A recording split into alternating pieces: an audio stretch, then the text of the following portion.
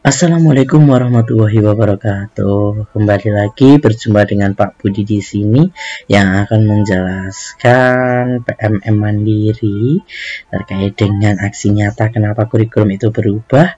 Senang sekali bisa berjumpa dengan kalian semua, tentu dalam keadaan sehat walafiat.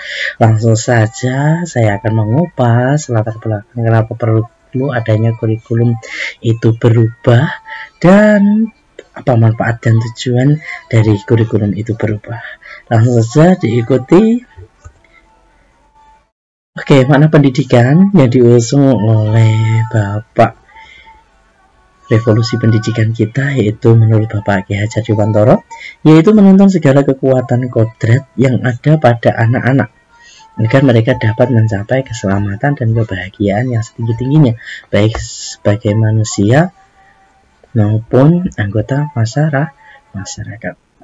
Nah, di sini sangat jelas bahwasanya kita itu pendidik untuk memberikan dorongan kepada agar mencapai keselamatan dan kebahagiaan yang setinggi-tingginya. Manusia mampu menjadi anggota masyarakat yang diterima, memberikan kemanfaatan bagi sesama, karena sebaik-baik manusia adalah yang bermanfaat bagi orang lain. Langsung saja, apa itu pengertian dari kurikulum? Kurikulum itu merupakan pedoman penyelenggaraan kegiatan pembelajaran mengenai tujuan, isi, dan bahan pembelajaran untuk mencapai tujuan pendidikan tertentu yang dapat dimaknai sebagai titik awal sampai titik akhir pengalaman belajar murid. Jadi kurikulum adalah sebuah perangkat yang dipersiapkan agar anak itu mencapai atau melalui pembelajaran tersebut, anak dipersiapkan di masa yang akan datang bisa menguasai dari kurikulum tersebut. Nah, kenapa kurikulum itu perlu berubah? Yaitu latar belakangnya, satu, kurikulum yang baik adalah kurikulum yang sesuai dengan zamannya dan mempersiapkan kebutuhan di masa yang akan datang, dan terus dikembangkan atau diadaptasi sesuai dengan konteks dan karakteristik peserta didik demi membangun kompetensi sesuai dengan kebutuhan mereka kini dan masa depan. Jadi kita mempersiapkan generasi yang terbaik di masa depan, maka kita harus mempersiapkan dari sekarang dengan merancang kurikulum, merancang pembelajaran, merancang pendidikan yang tepat, ya. Karena proses pembelajaran itu tidak hanya saat ini, tapi pembelajaran itu sepanjang hayat. Kemudian kurikulum harusnya bersifat dinamis, yaitu terus berkembang atau dikembangkan sesuai konteks dan karakteristik murid. Jadi harus sesuai tahapan dan sesuai dengan kemampuan kapasitas yang dimiliki oleh peserta didik. Jangan sampai kita memberikan tugas yang membebani peserta didik atau tidak mampu untuk dikerjakan, tapi disesuaikan.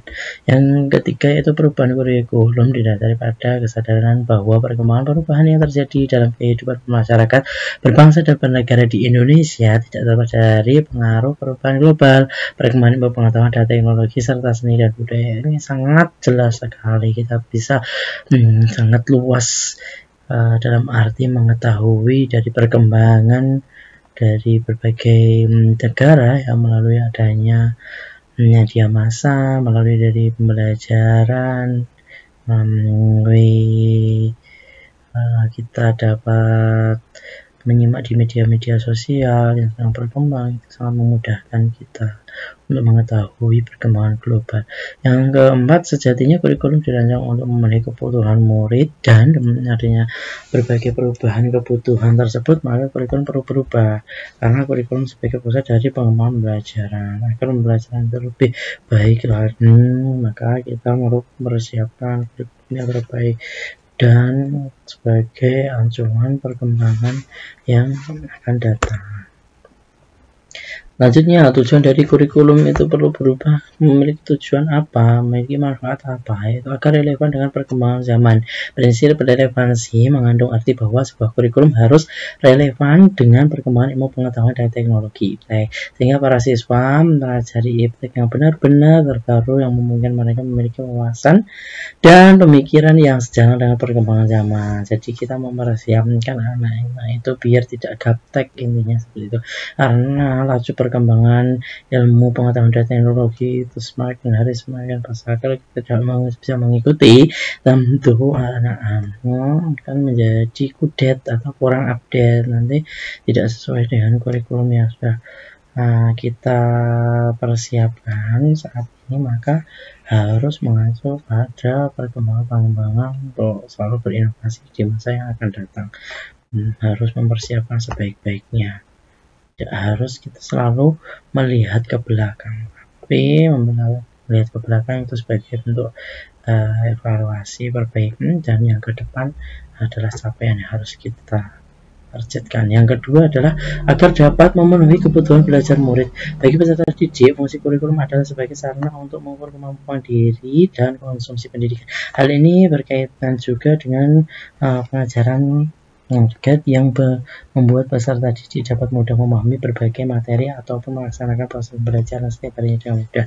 Nah, itu dengan sesuai dengan kapasitas dan kemampuan anak. Tentunya kita merancang dengan sedemikian rupa, semakin hari anak semakin tumbuh berkembang sampai akhirnya anak menguasai sampai di garis finish ya dari tujuan kurikulum yang sudah kita rancang tersebut.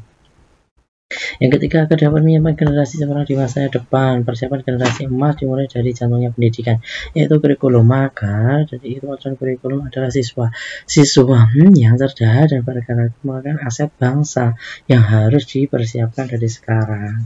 Nah, tidak mungkin kita itu menganggap sepele dari pendidikan ini, karena pendidikan adalah aset dari setiap yang kita kerjakan sebagai seorang pendidik itu memberikan dampak di masa yang akan datang, karena pokok dari kehidupan salah satu yang menjadi jantung pendidikan adalah yaitu pembelajaran. Maka sangat penting dari pendidikan itu sendiri. Yang keempat adalah ilmu pengetahuan dan teknologi berkembang dengan sangat pesat. Belajar akan terasa membosankan bagi murid apabila dilaksanakan secara konvensional. Selain guru yang harus adaptif terhadap perubahan zaman, maka kurikulum harus berubah sesuai dengan perkembangan zaman. Selain itu, pelaksanaan belajar harus sesuai dengan konteks dan karakteristik seperti tadi. Tentu hal ini sangat bergeser dari metode pembelajaran yang hanya satu arah, yaitu dari si guru kepada murid.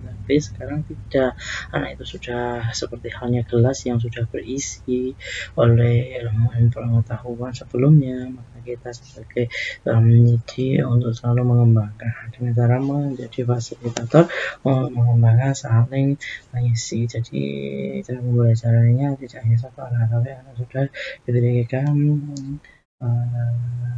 kebebasan untuk mengembangkan potensinya. Dari situ kita tahu bahwasanya pembelajaran tidak hanya ada di kelas, tapi semua ruang adalah sekolah dan setiap orang yang ditemuinya adalah sebagai seorang guru. Itulah pembelajaran kita pada kesempatan kali ini. Terima kasih atas perhatiannya. Cukup sekian dan terima kasih. Salam sukses buat kita semua.